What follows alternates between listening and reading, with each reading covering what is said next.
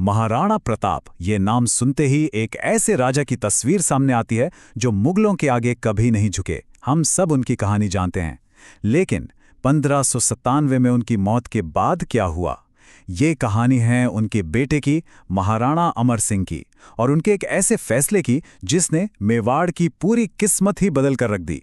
तो सवाल ये उठता है, और ये सवाल आज भी हिस्टोरियंस को परेशान करता है, कि एक ऐसे राजा का बेटा जो कभी झुका नहीं, उसने आखिर शांति संधि पर साइन क्यों किए?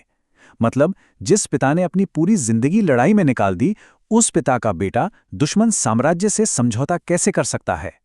चलिए आज इसी गुत्थी को सुलझाने की कोशिश करते हैं।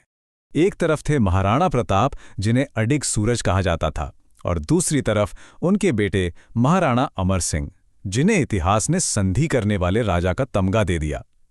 आप सोच सकते हैं कि अमर सिंह पर कितना भारी बोझ होगा। उनका हर एक कदम, हर फैसला उनके महान पिता के कद से नापा जाता था। ये एक ऐसी परछाई थी जिससे वो शायद ताउम्र बाहर नहीं निकल पाए। तो चलिए कहानी में आगे बढ़ते हैं। साल था 1597। अमर सिंह जब 33 साल की उम्र में गद्दी पर बैठे तो उन्हें कोई फूलों का सेज नहीं मिला। उन्हें जो ताज मिला वो कांटों से भरा था। उन्हें विरासत में एक ऐसा मेवाड़ मिला जो सालों के युद्ध के बाद पूरी तरह से तबाह हो चुका था। जरा उस वक्त के हालात को समझिए। खजाना बिल्कुल खाली था। दशकों से चले आ रहे युद्ध ने सब कुछ निचोड़ लिया था।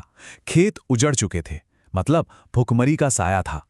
जो सामंत, जो नोबल्स लड़ते थे, वो भी अब थक चुके थे। और इन सब के ऊपर मुगल सेनाएं सीमा पर खड़ी थीं, बस मौके की तलाश में। हालात बहुत ही ज्यादा खराब थे। अब ऐसे में सम्राट अकबर ने एक मौका देखा। उसने सोचा, नया राजा है, हालात खराब हैं, इसे झुकाना आसान होगा। अकबर ने अमर सिंह को लालच दिया, दौलत का, ऐशो आराम का, बस अधीनता स्वीकार कर लो। लेकिन वो शायद भूल गया था कि अमर सिंह भी महाराणा प्रताप के बेटे हैं। वो जंगलों और गुफाओं में पले बड़े थे। उनके लिए मेवाड़ की आज़ादी किसी भी दौलत से कहीं ज्यादा कीमती थी। तो उन्होंने चुना अपने पिता का रास्ता, संघर्ष का रास्ता। तो यहां से शुरू होता है 16 साल लंबा युद्ध। और एक बात साफ कर दें, अमर सिंह सिर्फ बचाव नहीं कर रहे थे, नहीं, उन्होंने मुगलों को सीधी टक्कर दी। पहले अकबर को, और फिर 1605 में उसकी मौत के बाद उसके बेटे जहांगीर को। तो अमर सिंह की स्ट्रैटेजी क्या थी? देखिए, वो जानते थे कि एक बड़ी मुगल फौज से खुले मैदान में लड़ना समझदारी नहीं है। तो उन्होंने अपने पिता की ही रणनीति अपनाई, छापामार युद्ध, या जिसे घुर्रा वॉरफेयर कहते हैं। मतलब छोटी छोटी टुकड़ियां बनाओ, अचानक हमला करो और फिर गायब हो जाओ। उन्होंने अरावली की पहाड़ियों को अपना घर, अपना किला बना लिया, और वहीं से वो मुगलों की विशाल सेना को लगातार नुकसान पहुंचाते रहे, उन्हें थकाते रहे।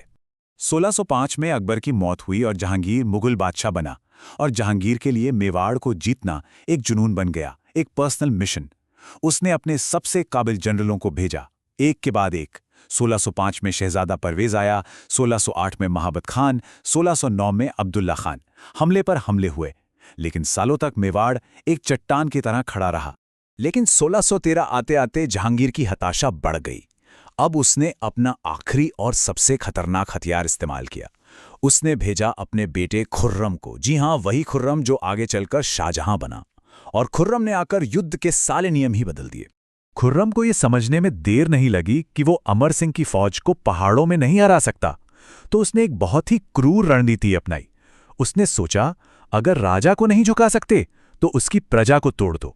उसने मेवाड़ की आत्मा पर हमला किया, यानी वहां के आम लोगों पर। उसका प्लान एकदम सीधा था, पूरी तरह से तबाही मचा दो। उसने अपनी सेना को हुक्म दिया कि गांव को जला दो, खड़ी फसलों को बर्बाद कर दो। सोचिए, लोगों के घर जल रहे हैं, उनके खेत जल रहे हैं।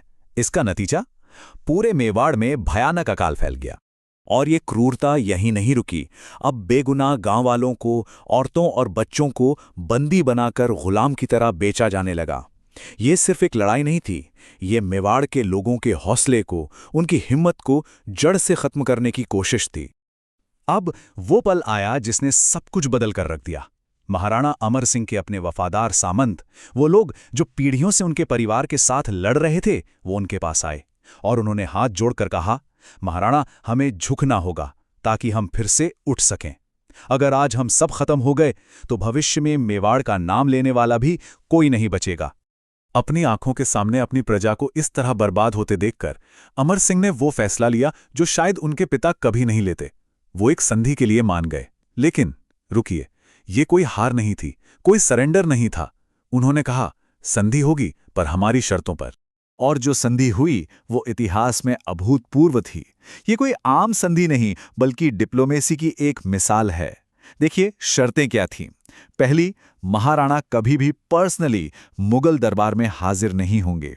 दूसरी, मेवाड़ की कोई भी बेटी या राजकुमारी की शादी मुगलों से नहीं होगी। और तीसरी और सबसे बड़ी शर्त, चित्तौड़ का किला मेवाड़ को वापस दिया जाएगा। ऐसी शर्तें मुगलों ने कभी किसी को नहीं दी थी। इससे पता चलता है कि वो भी इस 16 साल की लड़ाई से कितना थक चुके थे और इसे खत्म करना चाहते थे। तो युद्ध खत्म हुआ, मेवाड़ बच गया। बाहर की लड़ाई तो खत्म हो गई थी, लेकिन महाराणा अमर सिंह के अंदर एक नई लड़ाई शुरू हो चुकी थी। उन्हें हर पल ये लगता रहा कि उन्होंने अपने पिता की विरासत को, उनके संघर्ष को दागदार कर दिया है। ये गिल्ट या आत्मग्लानि उन पर इतनी हावी हो गई कि संधि के फौरन बाद उन्होंने अपना ताज त्याग दिया। उन्होंने राजमहल छोड़ दिया और एक आम इंसान की तरह एकांत में रहने चले गए, हमेशा के लिए। सिर्फ 56 साल की उम्र में 5 साल एकांत में गुजारने के बाद उनकी मृत्यु हो गई। उन्होंने अपना राज्य तो बचा लिया, लेकिन इस फैसले की कीमत उन्होंने अपनी मन की शांति और आखिर में अपनी जिंदगी देके चुकाई। तो आखिर में सवाल यही है, इतिहास अक्सर संधियों को हार की तरह देखता है, लेकिन अमर सिंह की कहानी हमें एक अलग नजरिया देती है। ये हमें सोचने पर मजबूर करती है कि आखिरकार बड़ी विरासत किसकी है, उस योद्धा की जो 16 साल तक दुश्मन से लड़ता रहा, या उस राजा की जिसने अपनी प्रजा को बचाने के लिए अपने गौरव, अपने अभिमान का बलिदान दे दिया।